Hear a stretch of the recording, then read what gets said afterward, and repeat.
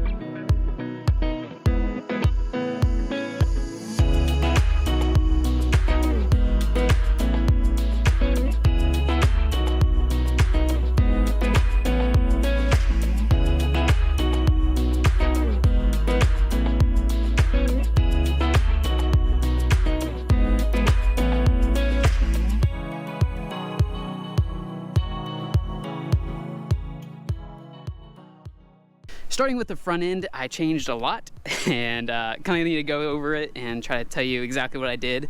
Now I need to move everything, like the stairs and the winch mount and everything, up forward probably 2 feet. I think that's what it was, 2 feet. And to do all that, I had to move the stairs around to try to get it close to the deck. That way you can still get up in there without having like this huge gap to jump, and also still have a good turning radius so I wouldn't hit the stairs if I'm making a sharp turn or anything, like hit the stairs on my bumper or anything, like jackknife it. So I had to figure all that out. And on top of that, I had to figure out how I'm gonna attach a winch to it, because there's not a spot up here and there wasn't enough room when this thing was straight up to attach a winch above it or anything like that. So my game plan for that was to notch this out, kind of make it an arch shape, mount a winch up here, this one's on the way, and then I'm gonna weld an eye hook on the center tune, kind of similar to this. I feel like that's a good idea. That's the best idea I could come up with, because there's not really any spot to attach a hook anywhere. I could attach it here, but it just seems a little too flimsy for that. So a nice weld with a big hook on it, I think that will look the best and work the best. After that was figured out, I needed to think of a way to attach bump stops onto this. I need bump stops to protect the wood from going up too far and protect it from running in the stairs, and obviously some kind of pressure to put on whenever you're winching it. I'm not doing a good job explaining that, but you need bump stops on your trailer. So for this side, I was planning to just attach a bump stop on the end of the stairs right here, kind of out of the way, and still provide a bump stop. This side was a little tricky, like take away the stairs. That was an afterthought. I was gonna attach a little side piece and then a bump stop on there. When I did that, I hated the look though, so I took it all off. I think it looked really weird and just very afterthought. So decided to go with another set of stairs. I got this other set, exact matching, and then I had to move the handrails around a little bit, make it work. And I think this looks really good. It's pretty sturdy. Obviously I need to still weld the bump stops on, and the bump stops are coming in. I am pretty happy with how it turned out. It's definitely a lot more practical, you know, stairs on both sides, and be able to attach a pretty sturdy winch onto this. But I definitely like how this turned out, and I think it's gonna look a lot better once it's all painted black too. I built this little contraption thing that's gonna weld onto the back and hold up the transom and motor area a little bit more, just because it's hanging pretty far off the back and I don't like that extra stress bouncing on the trailer. So building this off of the back, welding onto that mount right there, it's gonna provide a little bit of extra strength to it, I believe. I'm gonna take the boat off and weld that on before I actually start painting it and everything. Just have to take the boat off first. So that's what's up next. I'm gonna go and remove this boat, keep it out in my lake for a couple days while I paint the trailer, do all the modifications I need to, and then throw it back all on, new bunks and everything. So let's go take this boat off and finish up welding and get it prepped and painted.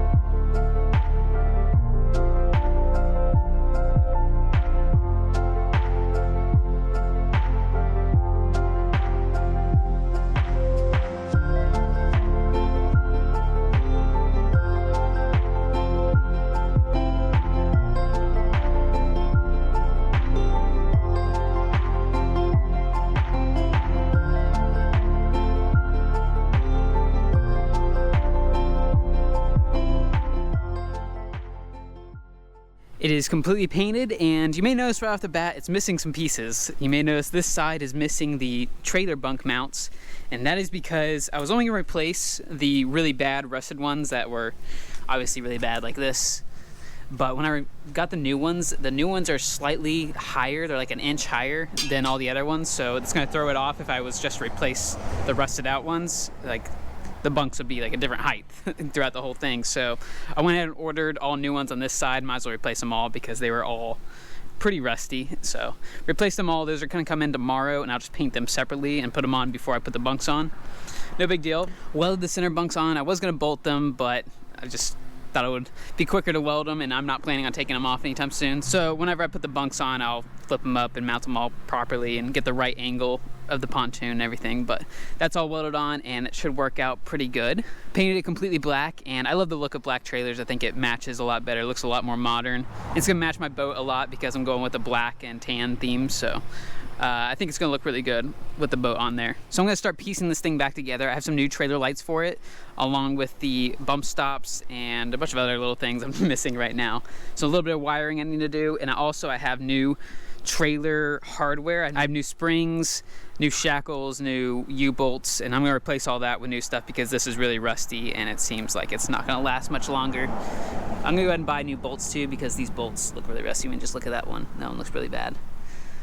I'm probably gonna have to cut a lot of that off, but it's all gonna be replaced with new stuff and look a lot better. I got some higher rated springs too, so I should be able to deal with the weight of my pontoon boat. Yep, so let's start working on replacing all those things and maybe move on to the bunks after that and paint those too. Yeah, we'll see. Let's do that.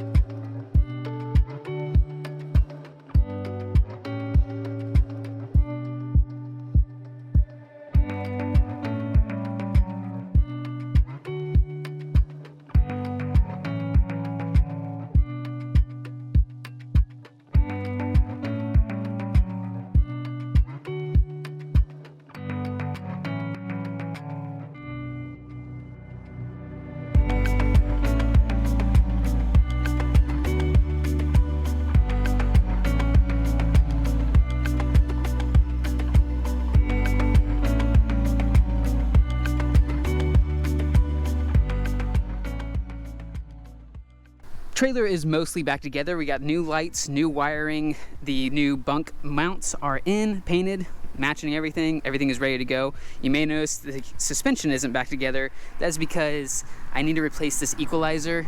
It was rusted and fused together. I was planning on reusing this because it was an okay shape, but need to replace it because I can't get these bolts out. That's coming in tomorrow, and we'll finish up installing this. This is mostly pretty easy to replace, but it definitely needed to replace. It was really bad. A lot of that stuff was very rusted out. Also, I got my new bunks in. Wood's expensive right now. In case you didn't know, wood is expensive right now. Notice I painted them and I also put these grooves in it. I will talk about what that's for in a second. But let's talk about bunk covers. Trailer bunks are usually wrapped in carpet, and the problem with carpet is it can hold water a lot, and that means it can wear out your wood a lot faster if it's constantly holding water in. Another problem is carpet doesn't last forever. It will wear out after a few years of use.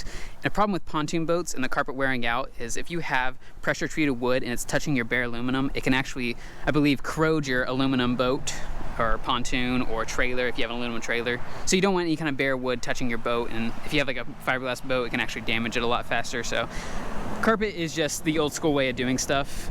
Yeah, maybe cheap, but in the long run, you're gonna be replacing it a lot more, and you can also damage your boat very easily. Now, what I use on all my trailers, I have it on my jet ski trailer too, is GatorBak's synthetic plastic-ish bunk covers. And this is a thick plastic, but it's also very soft, so you know it's gonna like not damage your boat at all. And on top of the thickness and the softness of it, it's actually very slick, so you can slide your boat in and off with ease. Now, GatorBak has multiple different kinds of colors, but my personal favorite is the clear. And the reason for that is you can install LED lights in your bunks that make them light up at night, which is really cool and very practical. I know it sounds kind of silly like that, but if you ever like fish at night or you night boat a lot, which I usually do, it makes it such a breeze and like less stressful loading your boat at night because you can actually see where you're going and your bunk covers light up. It's easy just to say that, and hopefully you guys trust my opinion on it, but once you actually do it and try it out for yourself and just see how much easier it is, and also it's really cool, you'll definitely want to do it because it is actually really nice and very convenient. Now, talking about the LED lights I use in the actual bunks itself is flash performance lighting. This is like the highest quality you can get. So you know they're gonna last and won't ever have to replace them really. They'll probably last longer than your wood, honestly. So the reason I added this groove in here is because the LED light strips go in there. That way it's all flush whenever you put the bunk covers on. Now, installing the bunk covers is actually very easy. It comes with all your hardware. It comes with your end caps, all your stainless steel screws that you need. If you had to help, it would probably only take maybe an hour or two, but I'm gonna do it by myself and hopefully I can get it done in an hour or two. First thing I have to do though is install these LED lights, and I'll probably put a little bit of silicone down to keep them from moving ever. And then we start putting the covers on and the end caps and then start mounting it on the trailer and then do all the wiring. And it should be a breeze. I've done it before and the second time is always faster, right? So let's go ahead and get to it. And if you guys are redoing your trailer anytime soon, definitely check GatorBak out and see if you like them.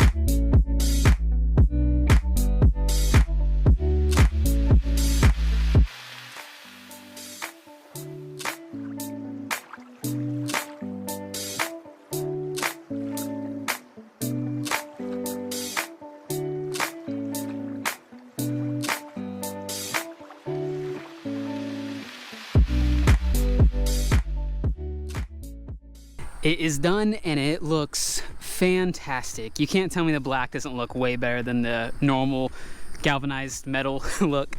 Just the black just really makes it look a lot more modern, and with the LED light up bunks look awesome too. New tail lights, they look cool. Little circle ring thing.